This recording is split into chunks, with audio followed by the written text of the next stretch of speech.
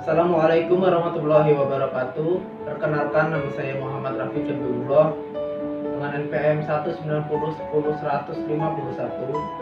Di sini saya akan menyampaikan materi dari kelompok kami, yaitu media pembelajaran akidah akhlak di SD atau MI. Berbicara mengenai media pembelajaran, media memiliki peranan yang sangat penting dalam proses belajar mengajar. Media juga dapat membantu proses pembelajaran, memperjelas materi yang disampaikan. Media secara etimologi berasal dari bahasa Yunani yang berarti perantara atau pengantar. Dikutip di buku Basyarudin, media adalah alat yang digunakan untuk sesuatu penyaluran atau benda yang dapat dimanipulasikan, dilihat, didengar, dibaca, atau dibicarakan, beserta instrumen yang dipergunakan dengan baik dalam kegiatan belajar mengajar. Atau sesuatu yang menyalurkan pesan dapat merangsang pikiran tenang, kemauan peserta didik sehingga dapat mendorong terjadinya proses pendidikan. Istilah media bahkan dikaitkan dengan teknologi yang berasal dari kata tekno dan logos atau yang berarti ilmu. Jika dihubungkan dengan media, dengan pendidikan dalam pembelajaran, maka teknologi mempunyai pengertian yaitu perluasan konsep tentang media, di mana teknologi bukan hanya sekedar benda, alat, atau perkakas, tapi tersimpul pada pula sikap, perbuatan, organisasi yang dapat manajemen yang berhubungan dengan penerapan ilmu. Dari pengertian media tersebut memiliki ciri. Media pembelajaran memiliki pengertian fisik yang dikenal dengan hardware. Perangkat kelas yaitu sesuatu benda yang dapat dilihat, didengar, dan diraba dengan panca indera.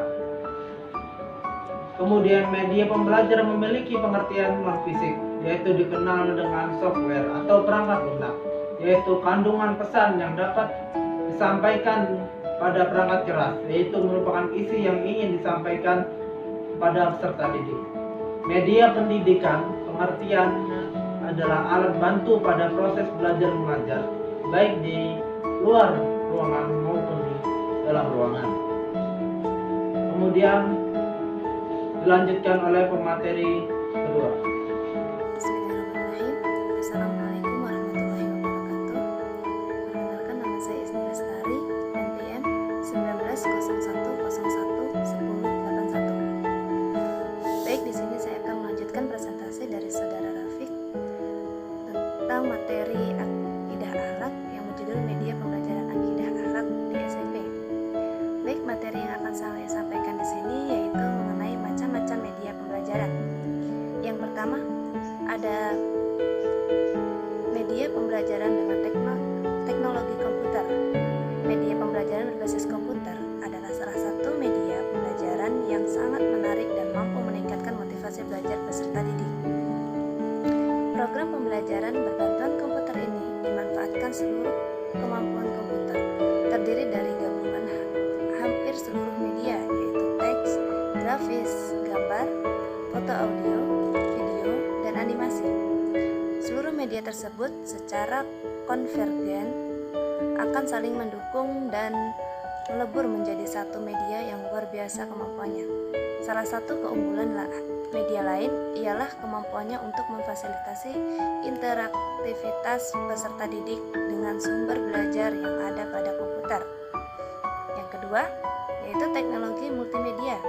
Media pembelajaran yang termasuk ke dalam teknologi multimedia adalah kamera digital, kamera video, layar suara, layar video, dan lain-lain.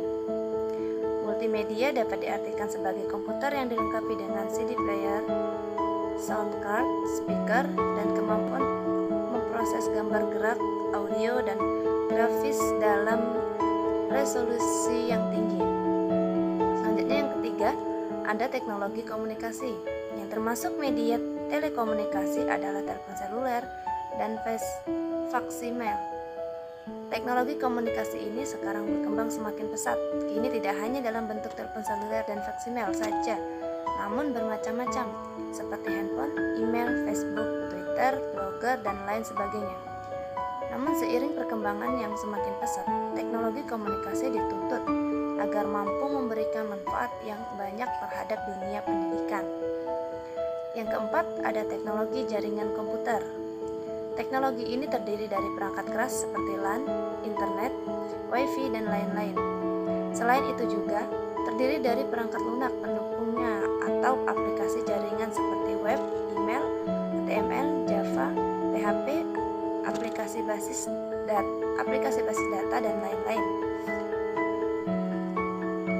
Dengan adanya teknologi internet ini, sistem penyampaian komunikasi antara peserta didik dan guru, guru dan guru, atau peserta didik dengan peserta didik lainnya, dan peserta didik dengan sumber belajar dapat dilakukan dengan berbagai bentuk dengan cara baik secara bersamaan maupun tidak.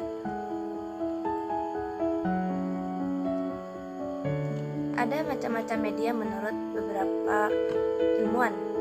Yang pertama, menurut Hani dan Ulmer, macam-macam media atau jenis media dapat dibagi menjadi dalam 3 kategori utama.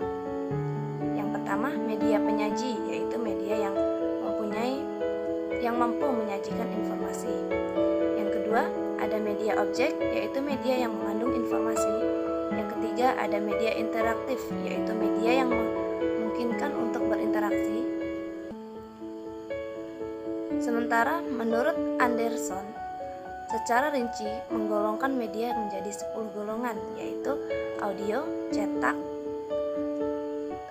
atau cetak, proyeksi visual diam, proyeksi audio visual diam, visual gerak, objek fisik, manusia dan lingkungan, serta komputer. Menurut Serhan,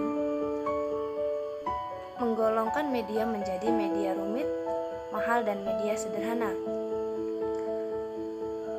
Sedangkan menurut Hendrik DKK, media digolongkan menjadi beberapa media, yaitu media yang tidak diproyeksikan, media yang diproyeksikan, media audio, media video, media berbasis komputer, serta multimedia kit.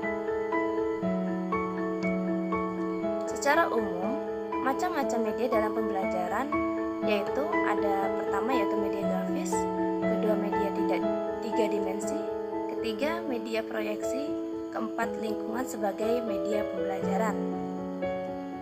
Sementara Dananjaya pada tahun 2013 menjelaskan, guru sebagai fasilitator memiliki peran yang penting dalam proses pembelajaran aktif. Pembelajaran yang aktif berlangsung ketika para siswa berinteraksi dengan temannya perihal pokok pembahasan yang sedang dihadapi, mengembangkan pengetahuan, bukan menerima informasi.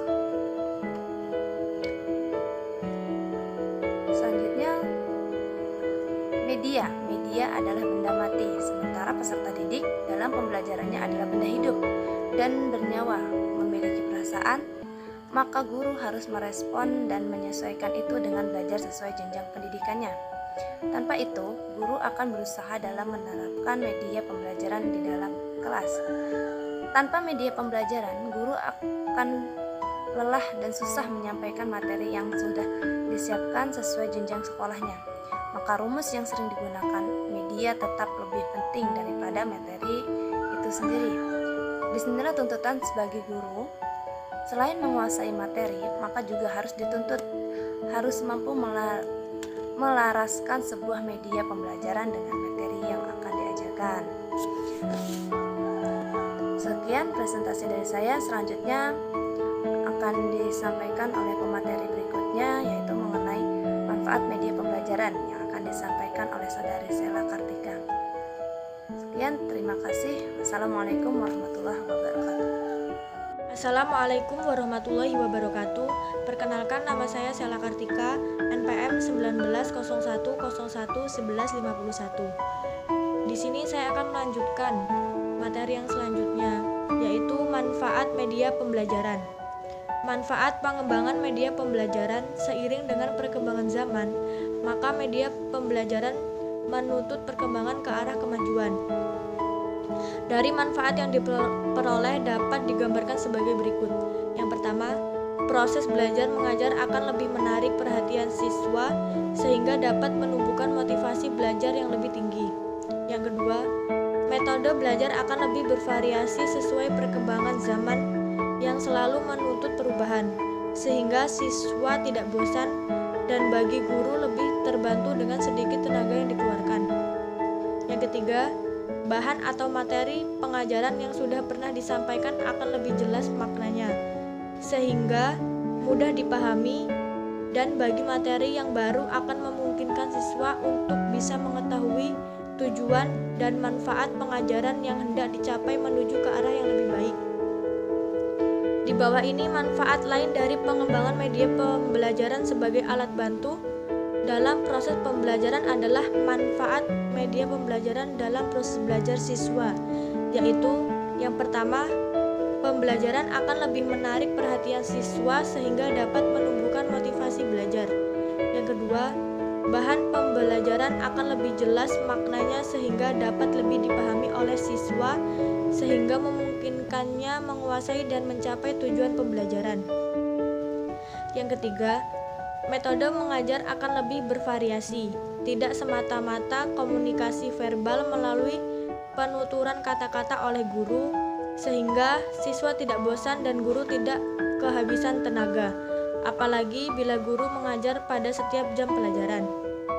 Yang keempat, siswa dapat lebih banyak melakukan kegiatan belajar, sebab tidak hanya mendengarkan uraian guru, tetapi aktivitas lain seperti mengamati, melakukan, mendemokrasikan, memamerkan, dan lain-lain.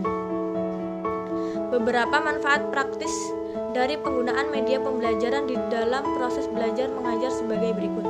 Yang pertama, media pembelajaran dapat memperjelas penyajian pesan dan informasi sehingga dapat memperlancar dan meningkatkan proses dan hasil belajar. Yang kedua, media pembelajaran dapat meningkatkan dan mengarahkan perhatian anak sehingga dapat menimbulkan motivasi belajar. Yang ketiga, media pembelajaran dapat mengatasi keterbatasan indera, ruang, dan waktu. Yang keempat, media pembelajaran dapat memberikan kesamaan pengalaman kepada siswa tentang peristiwa-peristiwa lingkungan mereka, serta memungkinkan terjadinya interaksi langsung dengan guru, masyarakat, dan lingkungannya. Sekian dari saya, kurang lebihnya saya mohon maaf.